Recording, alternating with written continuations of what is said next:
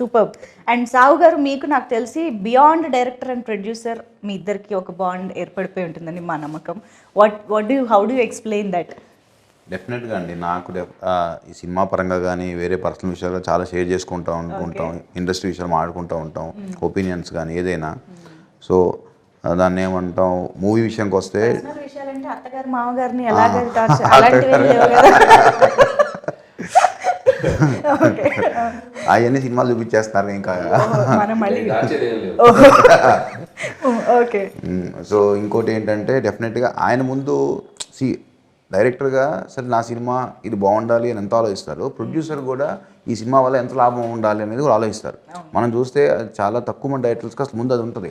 ఈయన ఏంటంటే ముందే బడ్జెట్ వేసేప్పుడు కూడా ఓకే అసలు మనకి ఎంత బిజినెస్ అవుతుంది, మనం ఎంతలో తీస్తే సేఫ్ అవుతాం, ఎట్లా ఏంటి, మనం రేపు పొద్దున్న సినిమా రిలీజ్ అయినా కూడా ఎంత బాగుండాలి, అందరూ బాగుండాలి, బయర్స్ కానీ ఎగ్జిబిటర్స్ అందరూ. సో ఈ స్పేస్లో అందరూ హ్యాపీగా ఉంటే నాకు ముందు హ్యాపీగా ఉంటుంది, నేను పీస్లో పడుకుంటాను. ఎప్పుడు అదే చెప్తాను, నాకు ఎక్కడ ఇబ్బంది ఉన్నా నాకు చెప్పు, నేను చూసి కంట్రోల్ చేస్తాను. ఎంతసేపు తన మైండ్ ఏంటంటే ఒక ప్రొడ్యూసర్కి ఆ చైన్లో ఉన్న అందరూ కూడా హ్యాపీగా ఉండేటట్టు ఆలోచిస్తారు, కానీ వేరే ఆలోచన ఉండదు. తను ఒక్కోసారి తనే కాన్ఫిడెన్స్ అవుతాడు.